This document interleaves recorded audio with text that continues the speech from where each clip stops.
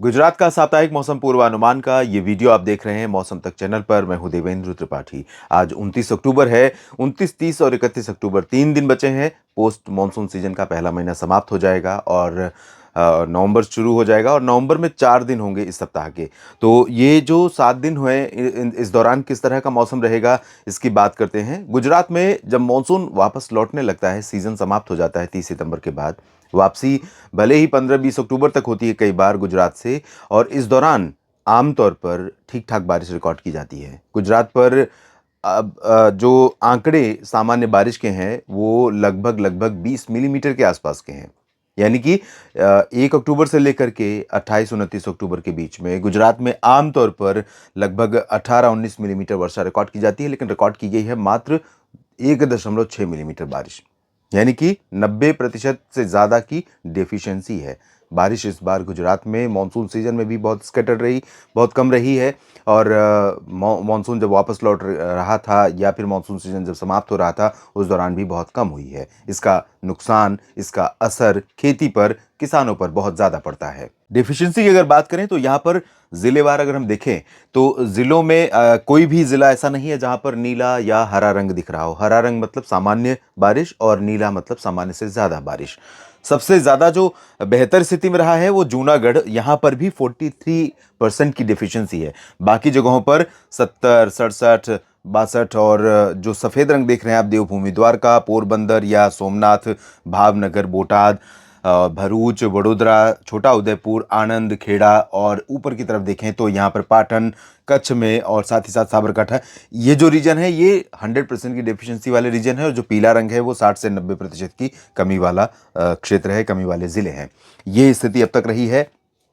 और आपको बता दें कि अभी भी इस सप्ताह भी बारिश की उम्मीदें नहीं है गुजरात के ऊपर।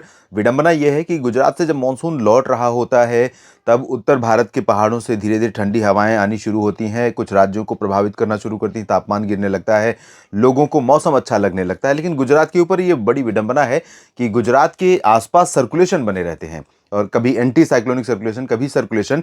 तो ये सर्कुलेशन यहाँ पर ठंडी हवाओं को पहुँचने ही नहीं देते, और यही पोजीशन, यही कंडीशन इस समय बनी हुई है राजस्थान के ऊपर। और राजस्थान के ऊपर जो बैरियर है वो उत्तर से आने वाली हवाओं को यहाँ पर रोक रहा है।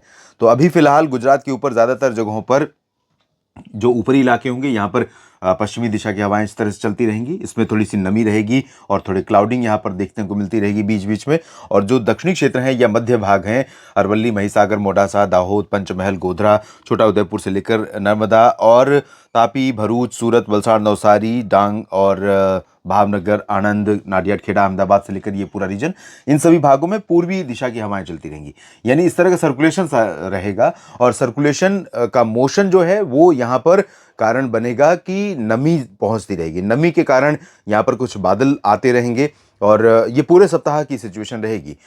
और ये जो बादल होंगे इनको देख करके आपको लगेगा नहीं कि बारिश होने वाली है। हालांकि कुछ एक जगहों पर थोड़े समय के लिए आपको थोड़ा ज़्यादा देर बादल दिख सकते हैं या धूप बिल्कुल नहीं दिखाई देगी, तो हो सकता है आपको ऐसा महसूस हो कि शायद बारिश होने वाली है। लेकिन बारिश की संभावना गुजरात राज्य पर इस सप्ताह, पूरे सप्ताह भर कहीं पर भी नहीं नज़र आ रही है। और इम्पॉर्टेंट चीज़ ये भी है कि जो अधिकतम तापमान है, क्योंकि ठंडी हवाएं नहीं पहुंच रही हैं, उमस वाली आर्द्र हवाएं पहुंच रही हैं, तो टेम्परेचर यहाँ पर ग्रेजुअली लगातार बना हुआ है ऊपर सामान्य से।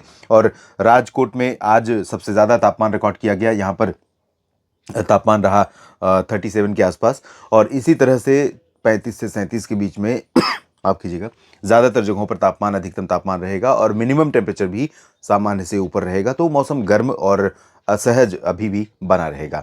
तो ओवरऑल देखें तो बारिश नहीं होगी, मौसम में परिवर्तन नहीं होगा देश के तमाम इलाकों में, तमाम क्षेत्रों में, यहाँ तक कि तेलंगाना और महाराष्ट्र के कुछ हिस्सों तक या फिर कर्नाटक और आंध्र प्रदेश तक ठंडी हवाओं का असर पहुंचा, लेकिन गुजरात के ऊपर नहीं पहुंच पा रहा है।